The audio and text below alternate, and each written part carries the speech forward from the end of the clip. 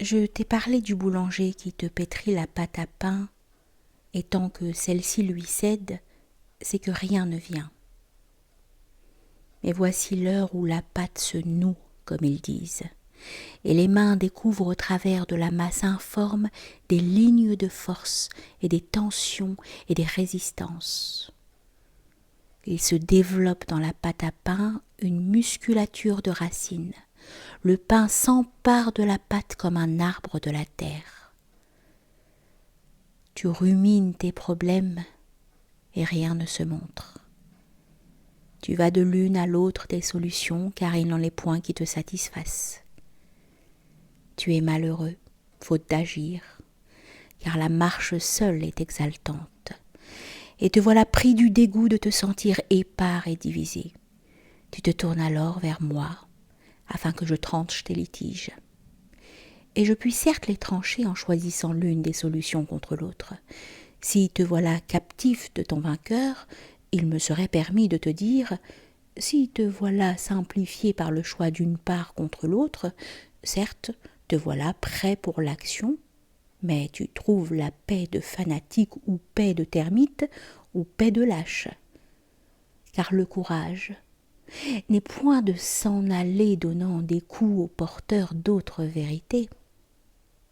Ta souffrance, certes, t'oblige à sortir des conditions de ta souffrance. Mais il te faut accepter ta souffrance pour être poussé vers ton ascension. Ainsi déjà de la simple souffrance causée par un membre malade. Elle t'oblige de te soigner, de refuser ta pourriture. Mais tel qui souffre de ses membres et s'en ampute plutôt que de s'efforcer vers le remède, je ne le dis point courageux, mais fou ou lâche. Je ne souhaite point d'amputer l'homme et de le guérir. C'est pourquoi de la montagne où je dominais la ville, j'adressais à Dieu cette prière. Ils sont là, Seigneur, sollicitant de moi leur signification. Ils attendent leur vérité de moi, Seigneur, mais elle n'est point forgée encore. Éclairez-moi. Je malaxe la pâte à pain afin que se manifestent les racines, mais rien ne se noue encore, et je connais la mauvaise conscience des nuées blanches. Mais je connais aussi l'oisiveté du fruit, car toute création trempe dans le temps d'abord ou de venir. Ils m'apportent en vrac leurs souhaits, leurs désirs, leurs besoins.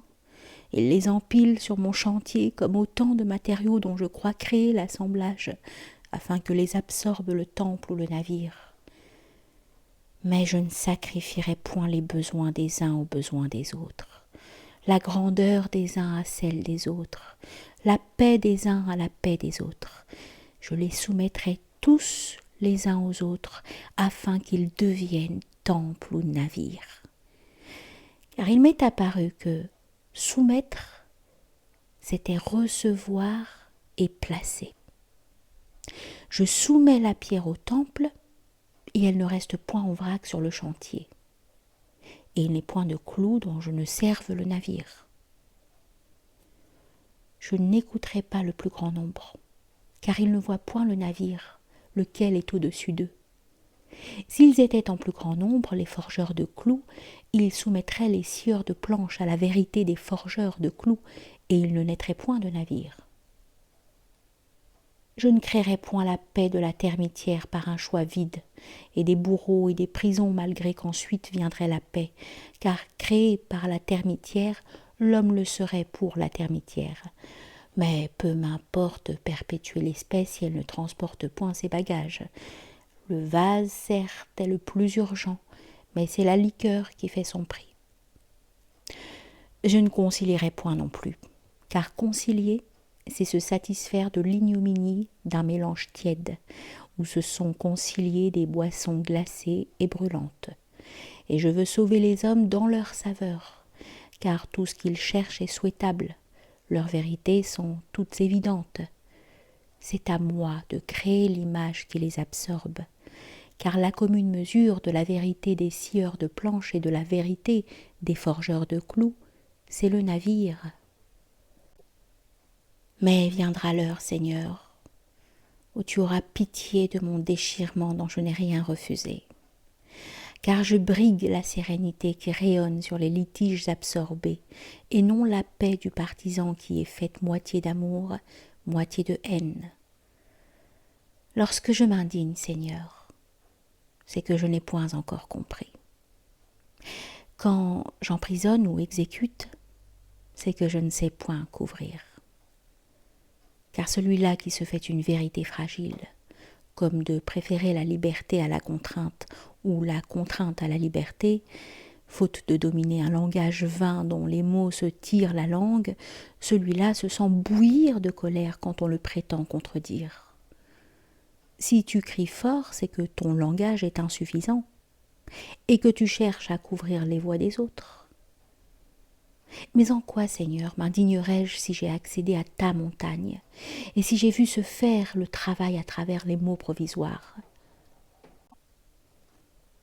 Celui qui me viendra, je l'accueillerai. Celui qui s'agitera contre moi, je le comprendrai dans son erreur et lui parlerai doucement afin qu'elle revienne. Et rien de cette douleur ne sera concession, flagornerie ou appel du suffrage, mais de ce qu'à travers lui, je lirai si clairement le pathétique de son désir. Le faisant mien puisque je l'ai lui aussi absorbé, la colère ne rend pas aveugle, elle naît d'être aveugle. Tu t'indignes contre celle-là qui montre sa hargne, mais elle t'ouvre sa robe, tu vois ce cancer, et tu pardonnes. Pourquoi t'irriterais-tu contre ce désespoir? La paix que je médite se gagne à travers la souffrance. J'accepte la cruauté des nuits blanches, car je suis en marche vers toi qui est énoncé, effacement des questions et silence. Je suis arbre lent, mais je suis arbre. Et grâce à toi, je drainerai les sucs de la terre. Oh, j'ai bien compris de l'esprit, Seigneur, qu'il domine l'intelligence. Car l'intelligence examine les matériaux, mais l'esprit seul voit le navire. Et si j'ai fondé le navire, ils me prêteront leur intelligence pour habiller, sculpter, durcir, démontrer le visage que j'aurais créé. Pourquoi me refuserait-il? Je n'ai rien apporté qui les brime, mais les ai délivrés chacun dans son amour. Et pourquoi le scieur de planches scierait-il moins si la planche est planche pour navire? Voici que les indifférents eux-mêmes qui n'avaient point reçu de place se convertiront vers la mer, car tout être cherche à convertir et à absorber en soi ce qui est autour. Et qui saurait prévoir les hommes s'il ne sait assister au navire? Car les matériaux n'enseignent rien sur leur démarche. Ils ne sont point nés s'ils ne sont point nés dans un être. Mais c'est une fois assemblés que les pierres peuvent agir sur le cœur de l'homme par la pleine mer du silence. Quand la terre est drainée par la graine de cèdre, je sais prévoir le comportement de la terre. Et si j'ai connu l'architecte, tel matériau du chantier, je connais vers quoi ils penchent, et qu'ils aborderont des îles lointaines.